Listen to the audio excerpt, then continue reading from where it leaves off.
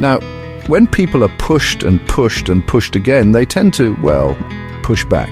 It's human nature, isn't it? For a long time in Ireland, this pushing back often involved, shall we say, less than polite methods. Think secret societies, midnight meetings, maybe a bit of property damage or worse. Groups with names like the White Boys, the Ribbon Men, the Moonlighters. Sounds like a dodgy band lineup, I know, but these were desperate people using desperate and often violent measures to try and get some sort of justice, or at least to scare the baristas out of the landlords and their agents. It was a bit chaotic, a bit messy. These early forms of resistance, while understandable given the sheer frustration, weren't always the most effective in the long run. Sure, you might frighten one land agent or get a landlord to temporarily lower the rent on his own patch, but it didn't change the system, did it? It was like swatting at wasps one by one when the whole nest was still there, buzzing angrily. Plus, the authorities, who were generally on the side of the landlords, surprise, surprise, it would come down hard. Arrests, transportations to Australia, hangings. Not exactly a great outcome for the lads involved. So, gradually, some folks started to think maybe there's another way, a smarter way. What if, instead of breaking heads, they tried breaking the system itself, but, like, peacefully? Or at least less violently? What if they organised? What if they used their numbers, the sheer fact that there were a lot more tenants than landlords, to their advantage? It was a slow dawning, this idea. People were used to the old ways. But the old ways often led to a quick trip to the gallows or a long sea voyage in chains. Not ideal as career paths go. This shift wasn't overnight, mind you. It took leaders, thinkers, and a whole lot of people getting fed up enough to try something new. Figures like Michael Davitt, who'd seen his own family evicted, started to promote the idea of a united front. The idea was that if everyone stuck together, they could put real pressure on the landlords, not with threats of violence necessarily, but with collective action, withdrawing labour, refusing to deal with certain people. It was the beginning of something that would turn out to be surprisingly powerful. A bit like discovering that a quiet protest can sometimes shout louder than a riot. And so we arrive at what they call the First Land War. Sounds dramatic, doesn't it? War. But this wasn't your typical war with cannons and cavalry charges, not really.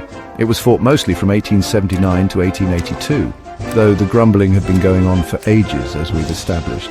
This war was more about economic pressure, social ostracism, and a massive organised campaign by Irish tenant farmers to get a better deal. They weren't asking for the moon on a stick, mind you. They wanted what became known as the 3 Fs. Fair rent, fixity of tenure, and free sale. Catchy, eh? Fair rent, pretty self-explanatory.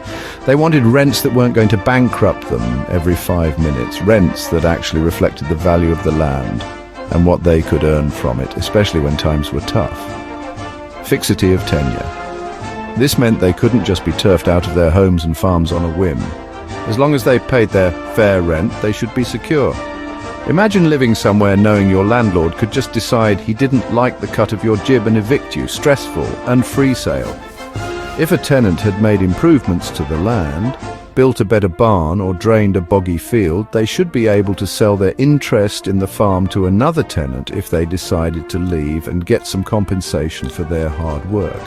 The main organisation behind this push was the Irish National Land League, founded in 1879.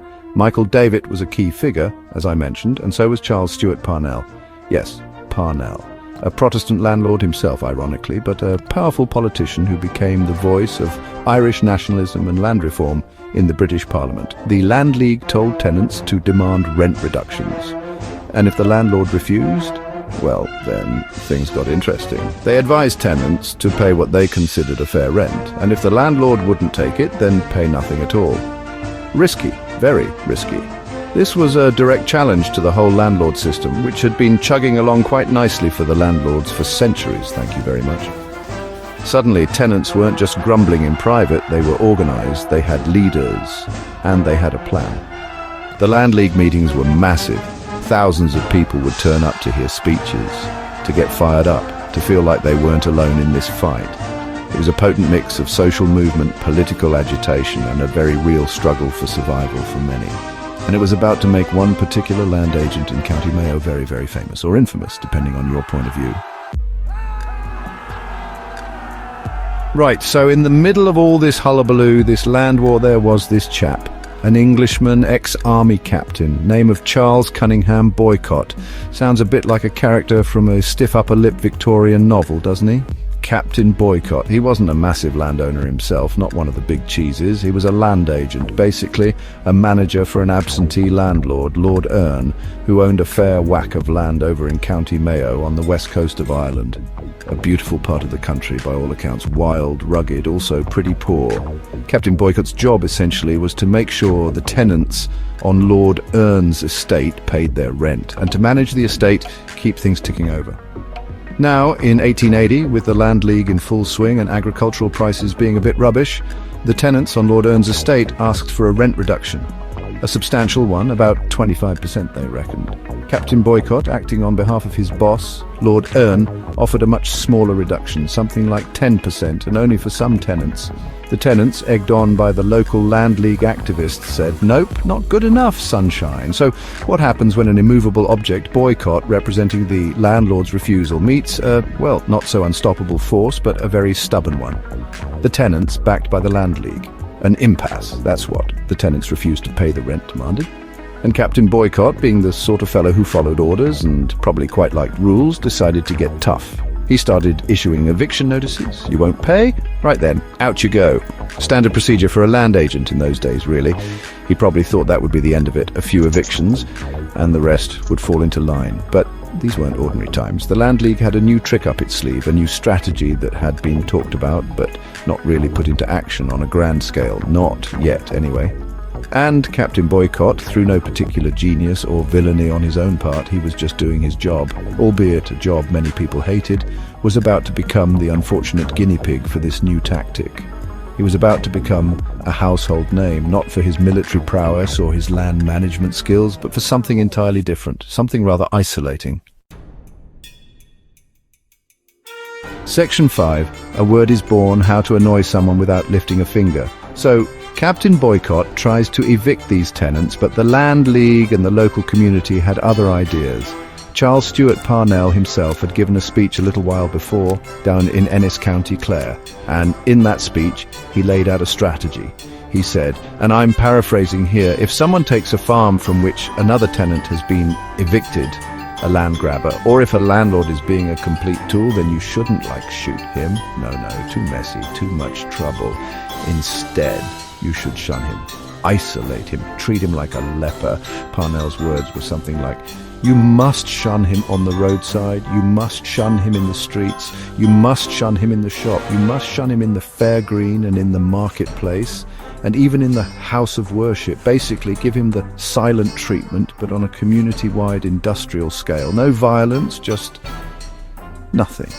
Total social and economic isolation, and this is precisely what happened to poor old Captain Boycott. Or, poor old depending on how much sympathy you have for a land agent trying to evict people. The local people around Loch Mask, where Boycott managed Lord Éire's estate, took Parnell's advice to heart, and then some. Boycott's farm labourers stopped working for him. His household staff walked out. The blacksmith wouldn't shoe his horses, the shopkeepers in the local village of Ballinrobe wouldn't sell him food, the postman reportedly stopped delivering his mail. Even the guy who drove the laundry cart wouldn't take his washing. He was completely cut off. Imagine trying to run a large farm when nobody will lift a finger for you, sell you anything, or even acknowledge your existence. It's a bit of a pickle. This strategy needed a name, and it got one thanks to a clever Irish priest, Father John O'Malley of Loch Mask. He was chatting with James Redpath, an American journalist who was covering the land war. Redpath was apparently struggling to describe this new phenomenon of social ostracism. Father O'Malley suggested, why not call it boycotting? And just like that, a new word entered the English language, derived from the name of the man who was its most famous, or rather, its first major victim. How's that for a legacy?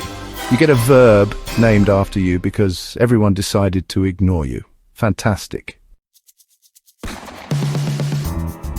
Section 6, the Mayo Muddle, Captain Boycott's very bad year. So there's Captain Boycott stuck on his farm, Lord Éire's estate, near Loch Mask in County Mayo. His crops, turnips, potatoes, oats, worth a fair bit of money, apparently about £500, which was a lot back then, were in danger of rotting in the fields because no locale would lift a finger to harvest them. His servants had vanished. The local shops were closed to him. He was, to use a technical term, up the proverbial creek without a paddle, a canoe, or even a friendly wave from the riverbank. He was well and truly and very publicly boycotted.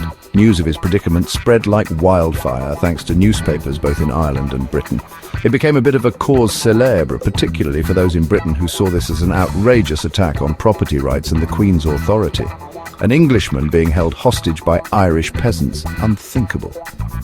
So a relief expedition was organised, not by the army initially, but by concerned and probably rather wealthy Ulster Orangemen and some chaps from England. About 50 of them, calling themselves Boycott's Relief Force, volunteered to go to Mayo to harvest his crops, under police and military protection, naturally. Imagine the scene, November 1880. This band of 50 volunteer harvesters, mostly from Cavan and Monaghan, marching into Mayo surrounded by, wait for it, nearly 1,000 soldiers and police.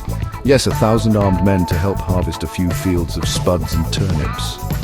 The cost of this operation was astronomical, something like £10,000, to save crops worth £500. That's some serious economic inefficiency right there. It was less about the turnips and more about making a point, showing these uppity tenants that the authorities wouldn't stand for this kind of thing. The optics, as they say, were not great for the government. The rescuers got the crops in eventually. But the whole episode was a massive propaganda victory for the Land League. It showed the world how determined the Irish tenants were and just how unpopular the landlord system had become.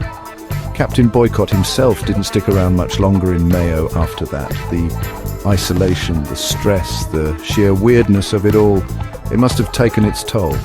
He and his family left Ireland for England in December 1880. He later claimed his life had been threatened and that he'd suffered huge financial losses.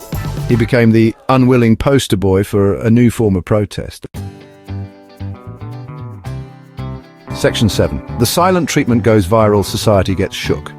The Boycott affair wasn't just a one-off, a funny little story about a grumpy captain and some uncooperative locals. Oh no, it was a spark. The tactic of boycotting, that systematic, organised shunning, caught on like, well, something that catches on really fast. The Land League promoted it heavily. If a man is KHH, a grabber, someone who takes an evicted tenant's farm, or if he deals with one, or if he works for an obnoxious landlord, then boycott him. It was a powerful weapon, and the beauty of it from the tenant's perspective was that it was largely non-violent. You weren't throwing stones, you were just not there. This had a profound impact on Irish rural society. Suddenly, the power dynamics started to shift, just a little. Before, the landlord and his agent held all the cards. Now the community, if it acted together, had a way to fight back that didn't necessarily involve getting arrested or shot. If a landlord evicted a family, the neighbours wouldn't just tut and shake their heads.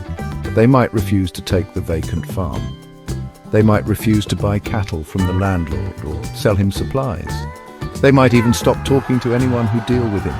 It created intense social pressure. Of course, it wasn't all sunshine and roses, this boycotting business. It could be brutal for those on the receiving end. Imagine being completely ostracized by your entire community. No one speaks to you. Your children are shunned at school. You can't buy food or sell your produce. It was a harsh measure. And sometimes it was used to settle old scores or for reasons that weren't strictly about land agitation. There were accusations of intimidation, of people being forced to boycott others against their will. Human nature being what it is, any powerful tool can be misused, but overall it was incredibly effective in unsettling the landlord class and their agents. It made the business of being an unpopular landlord or a zealous agent very uncomfortable and sometimes downright impossible. Landlords found it harder to find tenants for evicted farms. They found it harder to get labour. The whole system, which relied on the compliance, however grudging, of the tenant population, started to creak and groan under the strain. The silent treatment, it turned out, could be deafeningly effective. It was a social revolution, fought with whispers and turned backs. Section 8. So, Did giving everyone the cold shoulder actually work? So the big question, all this shunning, all this boycotting, did it actually achieve anything in the long run? Or was it just a way for people to be mean to Captain Boycott and his ilk? Well, it turns out it was pretty darn effective, actually. The land war, with boycotting as its signature tactic, put immense pressure on the British government to do something about the land situation in Ireland. They couldn't just ignore thousands of armed men protecting turnip harvesters forever. It was embarrassing, expensive, and clearly unsustainable. The immediate result was William Gladstone's Land Act of 1881. Now, this act wasn't perfect, not by a long shot. It didn't give the tenants everything they wanted, but crucially, it did grant the 3 Fs in a limited way. It established land courts to determine fair rents, it gave tenants more security of tenure, and it recognized their right to sell their interest in their holdings. This was a huge deal. For the first time, the law was starting to acknowledge that tenants had rights, that they weren't just serfs who could be kicked around at will. It was a crack in the edifice of landlord power. The boycotting tactic, combined with political agitation by Parnell and the Irish Parliamentary Party, continued to be a feature of Irish life for years to come. Further land acts followed, gradually making it easier for tenants to buy their farms outright, often with government assistance. The whole system was slowly, painfully being dismantled and replaced with one where the people who worked the land actually owned it. It took decades and more periods of agitation. They called them land wars, plural for a reason. But the direction of travel was clear. Boycotting had shown its power. It fundamentally changed the relationship between landlord and tenant. Landlords could no longer act with impunity. They knew that if they pushed too hard, they could face organized community-wide resistance that could make their lives and their businesses impossible. The fear of being boycotted was a powerful deterrent. It empowered tenants, gave them a sense of agency they'd never really had before. It wasn't just about Captain Boycott's turnips anymore, it was about a fundamental shift in who held power in rural Ireland, and it all started with a bit of organized ignoring. Section 9, the boycott legacy, still ignoring people for a cause. So, Captain Charles Cunningham Boycott, he left Ireland, eventually sold his interest in the Loch Mask estate, probably at a loss, I'd imagine, and tried to live a quiet life back in England. He died in 1897, perhaps never quite understanding how his name had become a global verb, a synonym for organized shunning. It's a funny old world, isn't it? You try to collect some rent, do your job, and next thing you know, you're a footnote in every dictionary, and not in a good way. What a claim to fame. The word boycott itself, of course, spread far beyond the green fields of County Mayo. It became, and still is, a standard tactic in disputes all over the world. Labour movements, civil rights activists, consumer groups, even nations boycotting other nations. Think of the Montgomery bus boycott with Rosa Parks. Think of boycotts against South African apartheid. The principle is the same. Withdraw cooperation, apply economic and social pressure, make it untenable for the other side to continue their objectionable behaviour. All thanks to a dispute over rent reductions on Lord Ern's estate. The land war and the tactic of boycotting were instrumental in the long, slow process of Irish land reform. It eventually led to a situation where most Irish farmers owned their own land. A massive change from the 19th century, when a few thousand landlords owned pretty much everything. It showed that collective, non-violent, mostly action could bring about real systemic change. It wasn't just about one man, Captain Boycott. He was just the catalyst, the unfortunate chap whose name got stuck to the phenomenon. It was about ordinary people finding a way to fight back, and that really is the unlikely legacy of Captain Boycott. Not the man himself, who was probably just a product of his time and class doing what he thought was right, but that inadvertently got his name. It's a reminder that sometimes the most powerful protest isn't about shouting the loudest or throwing the biggest rock. Sometimes it's about the quiet, collective decision to just walk away, to refuse to participate, to give someone or something the silent treatment on a grand scale. And that, my friends, can change the world, or at least make harvesting your turnips really, really awkward.